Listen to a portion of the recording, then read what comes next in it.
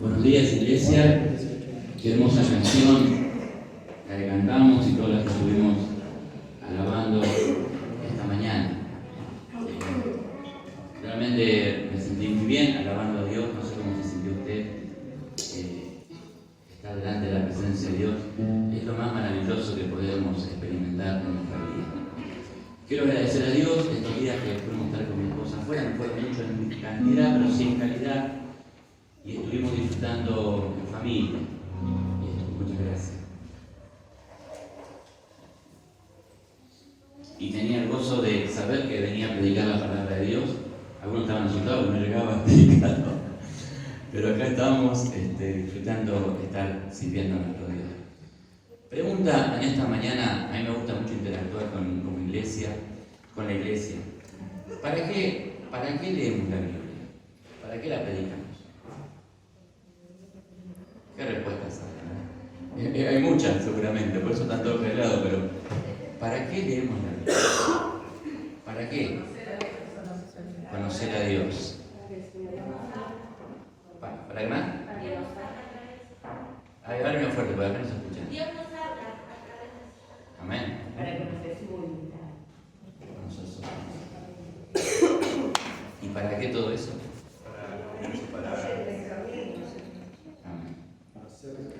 Yo les voy a leer un versículo que es un poco el título de esta mañana. El mensaje se llama Creer a pesar de todo. Creer a pesar de todo. Y este versículo yo no se lo doy a los hermanos de Granada, es otro. Y después vamos a leer eso. Pero busquen en su Biblia, esto una parte de que nos movamos un poquito más. Busquen en su Biblia, y si no lo pueden ver acá ahora sí, Romanos 15:4. Romanos 15, versículo 4. El apóstol Pablo escribiéndole a la iglesia en Roma, enseñándoles para qué las escrituras. A ver si lo tenemos ahí. Sí. Bueno, a ver si alguien lo puede leer. ¿Quién lo lee? Porque las cosas que se escribieron antes para nuestra enseñanza se escribieron a fin de que por la paciencia y la consolación de las Escrituras tengamos esperanza. Amén. Todo lo que está escrito a fin de enseñar, de aprender, hay institutos bíblicos por todos lados que Dios ha preparado, ha hecho crecer, y se reúne la gente en las casas, en lugares donde el Evangelio está prohibido que sea predicado. Se reúnen a estudiar la Biblia, en lugares donde hay libertad como para poder hacerlo acá, en este bendito país. En América, todo lo que tratamos de hacer de la Biblia es para esto, para que, me gusta la última parte de destacarla, tengamos esperanza, para que tengamos esperanza. Y esta mañana la palabra de Dios busca ese propósito hacia tu vida y también hacia la mía, que no perdamos la esperanza, porque la vida es muy dura, golpea en todos los frentes, inesperadamente. Nunca sabemos cuándo puede ocurrir algo que nos saca totalmente de eje y nos mueve el piso. En estas vacaciones, mira lo que te voy a contar, estábamos los últimos 2 días con mi esposa, mi hija menor y mi hija, la mamá de Delfina, nuestra nieta, nos la dejó porque tenía que trabajar. Le insistimos dejarla 2 días más con nosotros, la cuidábamos. No estábamos felices, la adaptamos ahí, la dejamos con nosotros, vos andá, tenés que trabajar, ya 2 días pasan rápido. Bueno, uno de esos días a mi nieta le agarró un brote en la piel, un brote así que pasa con los chicos, no sabíamos si era una alergia o alguna alergia, fue un brote alérgico. Entonces mi esposa me dice, bueno, vayan ustedes con Ceci, nuestra hija más chica, a la playa.Nosotros nos quedamos, yo me quedo cuidando a la nena. No queríamos, pero bueno, está bien, el último día fuimos con Ceci a la playa, medio ahí angustiado, se quedaba Marcela con la nena. Fuimos para cumplir. Estábamos ahí disfrutando, fuimos para disfrutar ahí, y estábamos con Ceci y empezó la gente a aplaudir. Viste que las playas, no sé si en otros países pasa, que hay mucha gente de otras naciones, nos empieza a aplaudir cuando se pierde un nene, ¿sí? ¿Me ubican la escena? Todos aplaudiendo, nosotros también empezamos a aplaudir. Y Ceci siempre tiene la costumbre de mirar al nene o nena que está perdido para ver si le podemos ayudar. Uno de esos días también se había perdido una nena que estaba solita y le llevamos un churro, no sé, algo para que esperara. Identificando al niño no encontrábamos ningún niño que estaba perdiendo. Entonces Ceci me dice, ¿para qué estamos aplaudiendo? Entonces no hay un chico perdido. Y se acerca un padre de ahí y dice, no, aplaudamos, dice, porque en realidad el nene está perdido y no lo pueden encontrar. O sea, pasó al revés, el nene no había aparecido, sino que estaba evidentemente extraviado y el que estaba aplaudiendo, pidiendo ayuda era el padre. Entonces, se entiende, ¿no? Al revés. Entonces el padre iba para un lado, para el otro y todos aplaudiendo y el chico de 5 años no aparecía por ningún lado. ¿Sabe cuánto tiempo estuvo perdido? 2 horas. ¿Usted sabe la desesperación de ese padre? Lo que vivió en esas 2 horas. Se metía en los médanos, venía para acá. Ya la gente estábamos ahí, dejamos de tomar mate, de comer un churro, estábamos todos tensionados para ver qué es lo que pasaba con un chiquito de 5 años. Y la última vez que lo habían visto, yo estaba jugando en el agua con un amiguito y la mamá del otro amiguito lo trajo y le dijo al nene que saliera, no quiso salir y el papá estaba en los médanos, como 50 metros de la playa y pasó lo que pasa en la sociedad, ¿viste? Primero estábamos todos apoyando al padre, cuando no aparecía empezaban las críticas, pero ¿cómo lo deja solo? ¿Pero cómo el padre? La gente se da vuelta. La cosa es que uno era terrible, era el papá y creo que nadie pudo continuar descansando cómo corría de un lugar a otro. Y apareció a 12 cuadras de donde estaba. Miraba un nene caminando. La verdad, cuando apareció el Mundial de Fútbol, viste que las calles aplaudían, bueno, toda la playa aplaudiendo y el nene se la encontró con su papá. Cuando yo miraba esa situación del papá, pensaba en nosotros. ¿Cuántas veces en la vida hay circunstancias que vivimos que nos quitan la paz y la seguridad que podemos tener? Yo me imaginaba a ese padre buscando al niño, me imaginaba también después que pasó todo esto, porque en ese momento no imaginaba otra cosa que apareciera.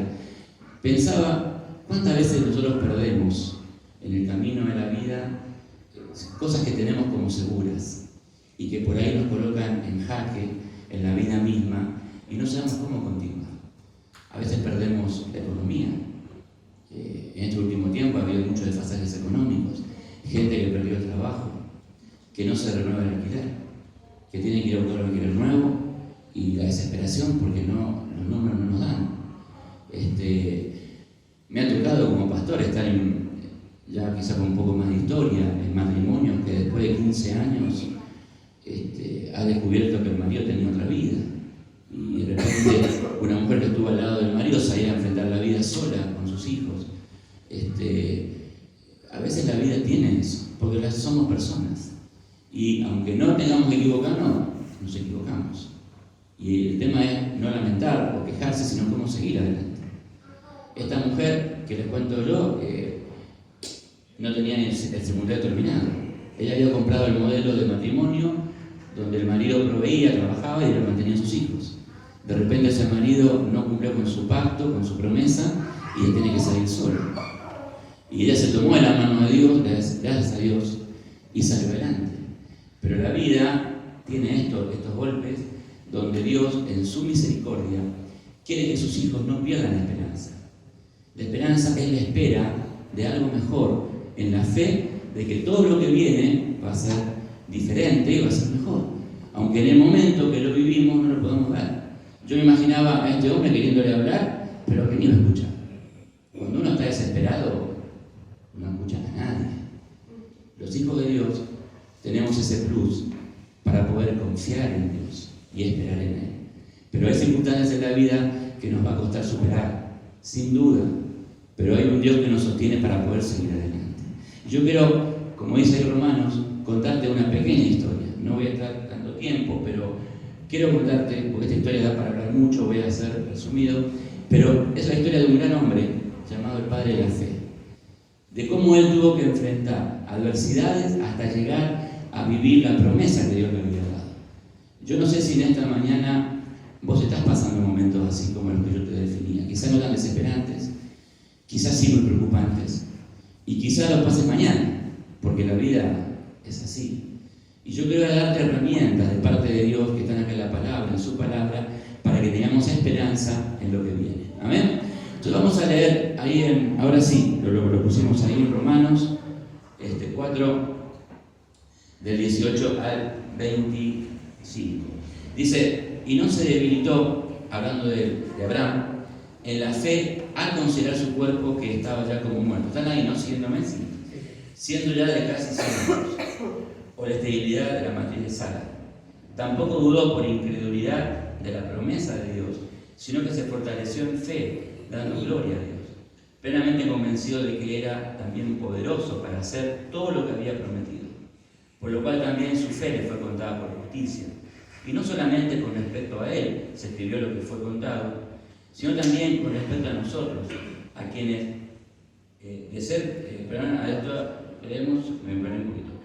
sino también respecto a nosotros, a quienes ha de ser contada. Esto a los que creemos en él, que levantó de los muertos a Jesús, Señor nuestro, el cual fue entregado por nuestras transgresiones y resucitado para nuestra justificación. Bueno, ¿qué problemas tuvo Abraham que enfrentar hasta alcanzar la promesa? La primera de ellas era la limitación de su cuerpo. Nuestro cuerpo tiene límites. Nosotros creemos que a veces llega un momento en la vida, cuando uno es joven, ¿no es cierto? Acuérdate de tu creador en los tiempos de juventud, dice la Biblia, antes que lleguen los días malos.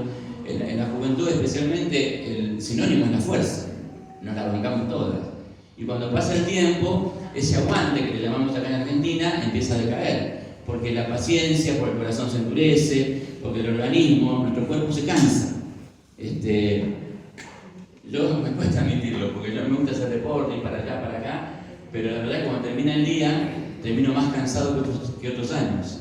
El cuerpo tiene límites, ¿sí? Y mucho más cuando por ahí aparece un problema de salud, que inesperadamente, en un diagnóstico, en un examen, en una dolencia, aparece de repente algo que no imaginábamos tener. Y los médicos, nos ponemos la mano a los médicos que nos diagnostican, hacen este análisis y nos dicen lo que tenemos que hacer.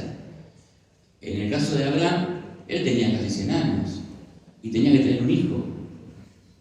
Imposible. Desde nuestro plano de vista, o sea, nuestra vista, humanamente, es imposible. Y no solamente él sufría por él, sino también por su esposa, que más encima de ser una mujer más joven que él, pero era estéril. Entonces, vos fijate, y esto pasa a veces en los matrimonios cuando uno habla, a veces uno sufre por uno mismo, pero mucho más sufre cuando la persona amada también tiene una limitación física. Cuando la persona amada tiene que ir al médico, tiene que enfrentar una quimioterapia, cuando tiene que enfrentar análisis, exámenes. Y el hombre, el que ama a su mujer, sufre más que ella. Y uno trata de ser fuerte, sostenerla, pero el dolor se lleva por dentro. Y yo me imagino a Abraham en esta limitación, ¿no es cierto?, de su organismo. Él tenía la promesa de Dios. El tema es cuando vos tenés una promesa de Dios atrás, ¿cómo llegás a conseguirla, a obtenerla? Entonces lo primero que uno ve, ¿qué es? Tus posibilidades. ¿Puedo o no puedo? Y muchas veces en la vida pasa que cuando el tiempo transcurre y no se dan las posibilidades, uno se plantea y se dice, bueno, ¿hasta cuándo? Ya no puedo. Clásica frase, ya no puedo más. Ya no aguanto más. Hasta aquí llegué. Cuelgo los guantes, me bajo del ring. No sé. Modismos que tenemos para decir, no aguanto más la expectativa de estar luchando contra lo imposible. Y esto pasa en las personas, ¿no? Pasa a nosotros, por eso está escrito acá.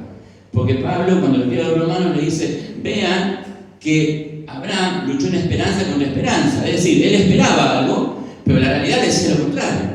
Entonces, cuando la realidad te devuelve otro mensaje, uno tiene esa lucha. Decir, bueno, yo confío en Dios, espero en Él, pero no pasa nada. Y tal vez en el trayecto de la vida a vos te esté pasando lo mismo. Y por ahí vos tenés la seguridad, por eso alabás, por eso lees la Biblia, por eso orás, pero tal vez te esté pasando, o algún familiar tuyo, o en tu familia, que las posibilidades no se dan.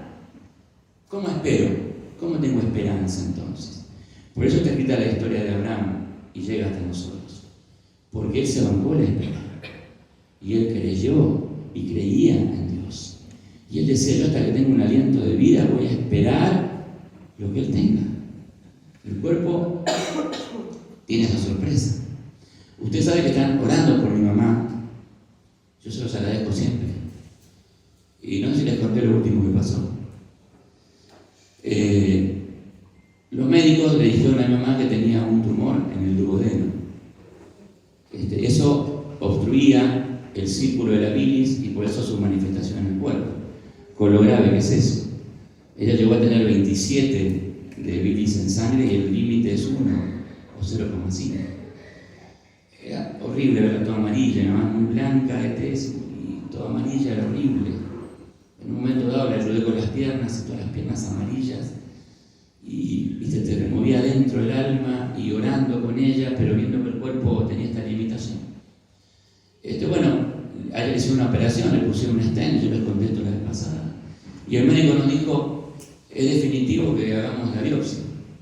Le hicieron la biopsia y en el hospital dijeron 15 días, 20 días. Y yo le digo a mi esposa, le digo a Marce, mañana vamos al hospital a buscar la biopsia. Pero el recibo lo tiene tu mamá tiene ahí los datos del protocolo que tiene que retirar. Y yo dije, vamos igual. Dios nos va a ayudar ahí, vamos a ver qué es lo que pasa. Tenía la inquietud de poder ir y fuimos. Nos mandaron de un lugar a otro, patología acá. Y la enfermera me dice, yo cómo sé, que me den el resultado, ¿cómo sé que usted es el hijo? Obviamente no tenía la partida de nacimiento. Le digo, mire, mi apellido es Vergés, le digo, ahí está. Yo soy el hijo y estoy acá para... Me dio la honestidad en la cara, gracias a Dios, y me dio el resultado de la biopsia. ¿Y yo qué hice? ¿Con quién iba a hablar? Con mi esposa. ¿Qué hacemos los hombres cuando no tenemos tanta fuerza? Y no nos bancamos lo que venga. El sexo débil no es la mujer, es el sexo fuerte. Le digo, Marce, miralo vos. Y lo abre, el tema de la biopsia, y los médicos nos habían dicho que para ellos es un cáncer. 80% nos dijeron. Y la biopsia dice que no tiene cáncer. Entonces yo digo, pero acá no dice que tiene cáncer. Empezamos a googlear los resultados, los límites que hacen ahí. Y no aparece en la biopsia el cáncer. Yo soy respetuoso de los médicos, no soy un loco que dice, no, por acá los médicos no. A lo mejor hace 1000 años lo pensaba, vamos a confiar en los médicos, pero no. Y lo digo con respeto a los estudiantes de medicina, a los médicos que están acá. Por supuesto que son hombres y mujeres de Dios que en sabiduría sirven a la humanidad a través de una ciencia tan maravillosa como es la medicina. Respetamos eso y vamos a respetar lo que los médicos digan ahora el 1 de febrero. Tiene que ir. Pero no dice que tiene cáncer la biopsia. Si es definitivo, no lo sé. Lo único que sé es que nos dice que tiene cáncer, que es lo que los médicos estaban diciendo. Lo cierto es que más allá de esto, que glorificamos a Dios que sea así, el cuerpo tiene esa sorpresa y afecta mucho nuestra fe cuando algo nos pasa. Es innegable que sea así. No creo que a mí es el único que nos ha pasado. Pero yo sé que cuando estábamos en el hospital y nos dieron este diagnóstico, no el de la biopsia, sino de palabra, que hablaba de un cáncer, nosotros orábamos a Dios. El primer día que me lo dicen a mí, yo estaba solo, me puse a llorar por mi mamá, pero a clamar a Dios, porque en Él tenemos la esperanza de que más allá del límite corporal que uno pueda tener, hay un Dios que tiene siempre la última palabra. Decimos amén a esto, ¿sí? El segundo problema que enfrenta Abraham para alcanzar la promesa tiene que ver con la incredulidad. Una cosa es que yo le crea a Dios y que vea que los resultados no se dan. Y otra cosa es el boomerang, ¿viste? Lo que vuelve. Si las cosas no se dan, entonces Dios, ¿dónde está? ¿Habré escuchado bien lo que Dios dice? Hay un Dios. Hay un Dios y ese Dios me ama, si existe me ama, está pendiente de mí, está al tanto de lo que me está pasando. Porque la promesa de Abraham que Dios le había dado, no se la había dado la semana pasada. Se calcula que entre 10, 15 años esperando el resultado de una promesa. Claro, el tiempo tiene esa posibilidad, ¿no? El paso del tiempo sin ver la respuesta, empiezo a dudar, más allá de mis posibilidades, como decía antes, el punto anterior, empiezo a dudar de Dios. ¿Y dónde está Dios? ¿Me escucha? Cuando hablo en silencio, sus oídos están atentos a mí. Por supuesto que sí. Dios estaba detrás de Abraham. Por eso es testimonio de fe, le llaman el padre de la fe, porque Abraham supo superar el paso del tiempo y esperar en ese tiempo que Dios existía, tenía poder, le amaba y su palabra no iba a ser mudada por ninguna circunstancia. Dios, dice la Biblia en Números, no es hombre para que mienta, ni hijo de hombre para que se arrepienta. Su palabra es su palabra y su palabra se cumple, aunque en el tiempo sea diferente a nuestros tiempos. A nosotros no nos gusta esperar. ¿A quién le gusta esperar? Yo siempre lo digo, cuando vos llegas a una oficina y se golpea y espera, ¿no? Te golpeás y si viene otro le decís, no, golpee también le decís, ¿no? Para que los de adentro vuelven a atenderte. Y cuando abren la puerta lo abrazás como si fuera, no sé, ¿viste? El Mesías ahí, atendeme. No nos gusta esperar. Esperar, ¿qué tiene de bueno esperar? Hay un proceso en la espera, y no es un mensaje de hoy esta mañana, pero en la espera se prueba nuestra fe. ¿Esperamos o impacientamos? Hoy en día está de moda, entre comillas, un problema del cual se habla mucho, que es la ansiedad. A la gente no le gusta esperar y cae en ataques de ansiedad, donde abarca cualquier aspecto social de la persona. La gente sufre de ataques de ansiedad y ataques de pánico van de la mano. Y los médicos diagnostican, ayudan, ofrecen terapia, pero la respuesta está en uno mismo. El temor se apodera de la persona de tal manera que googleamos salidas, opciones, alternativas para poder superar el temor. Palabra que Jesús utilizó muchas veces cuando estaba con sus hijos. Le decía, no temas.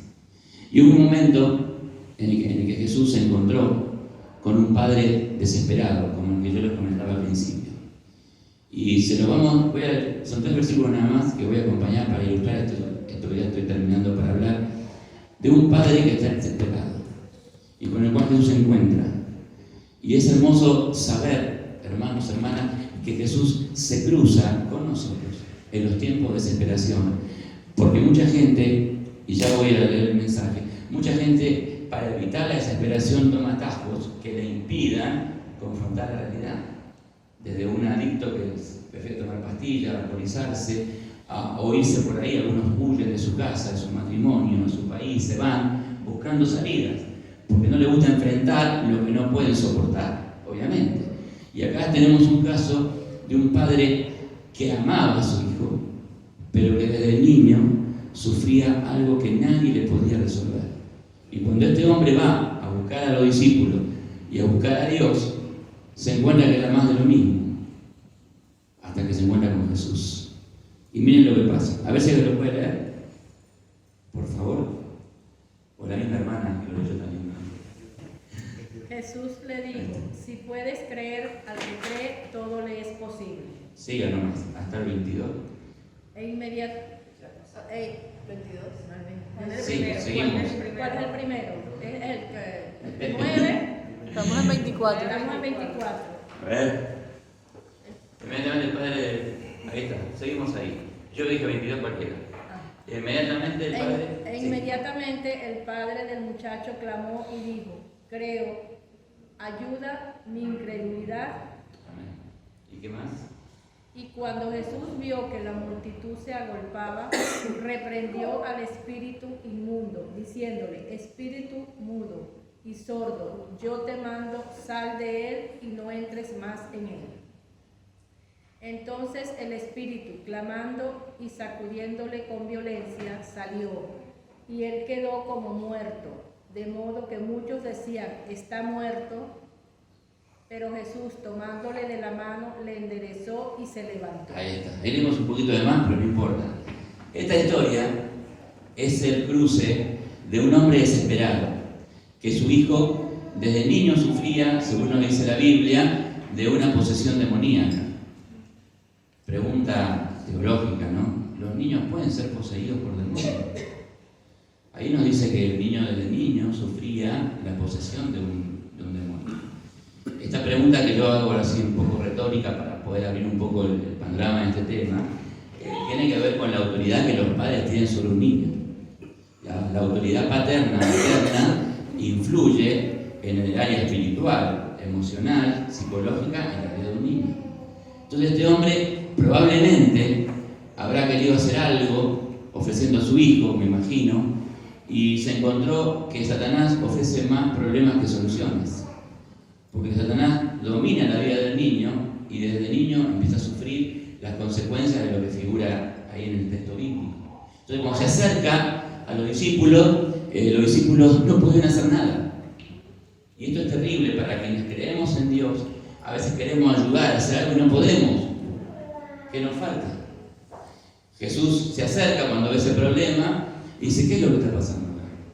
Porque estaban discutiendo con los discípulos, mirá cómo Jesús va a respaldar a su pueblo, ¿no? A sus hijos, y a enseñarles, ¿qué está pasando acá? Y el padre le dice, pasa esto, y viene a tu discípulo y no se puede hacer nada. Entonces Jesús le dice, escucha esta palabra, ¿no? El sí es una condición, ¿no? Le dice, si puedes creer, al que cree, ¿qué cosa? Toda cosa. Le dice, si puedes creer, porque creer es una opción. Yo elijo creer o elijo no creer. Con la circunstancia que hablábamos antes de Abraham, cuando las limitaciones están en el cuerpo, en las circunstancias, falta de incredulidad, ya el problema se complica. Porque si yo no creo en Dios, me expongo a mis propias fuerzas. Y ahí es donde está el peligro de perderse y extraviarse. Jesús le dice, si puedes creer. Y el hombre también le contesta con un sí. ¿Qué le dice? Sí, creo, pero ayúdame a creer. Porque ya no creo. ¿Cuántas veces pasa esto? Tristemente con la gente. A la gente le cuesta creer porque no ve resultados. Yo le hablo a gente, le predico de Dios, mira Dios, sí, pero a mí me pasa esto, y hace años, e inclusive a los hijos de Dios, a veces a mí nos cuesta creer, como le pasó a los discípulos. Estarían ahí orando en el nombre de Jesús, no sé cómo estarían, pero el resultado no aparecía. Entonces Jesús le habla y le dice, ¿cuál es la respuesta a esto? Tener fe. Por eso el mensaje de esta mañana se llama creer a pesar de todo. Yo no sé si hay cuestionamientos que no tienen respuestas en tu vida. Yo no sé mucho el tiempo que ha pasado.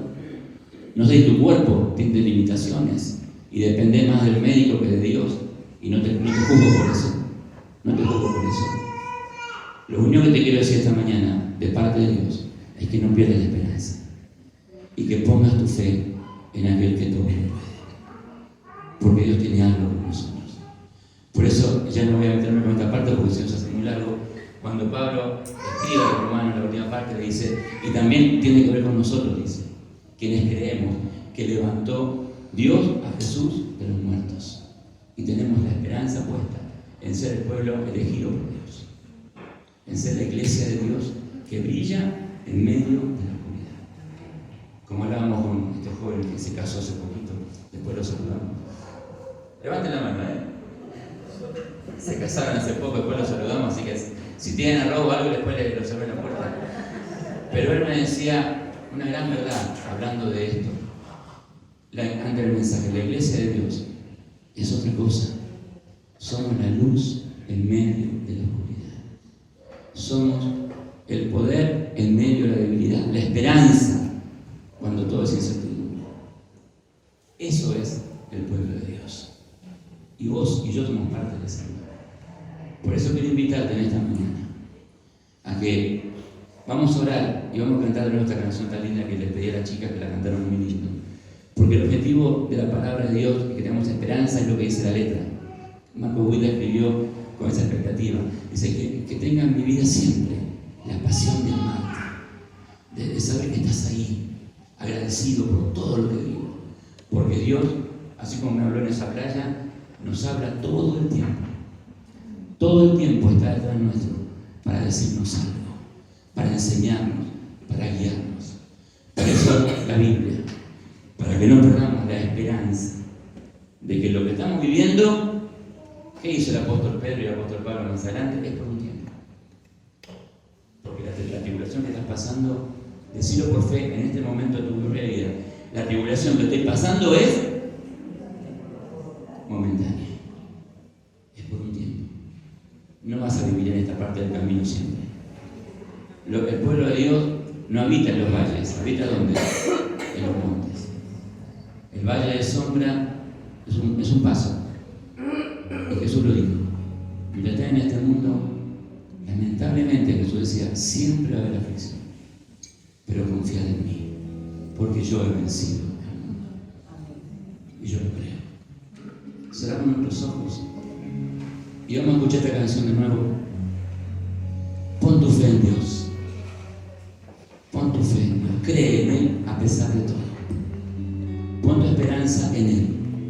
Aunque te sientas solo o sola, aunque creas que nadie te sostiene, hay un Dios que está a tu lado, que prometió hacerlo y que no te va a dejar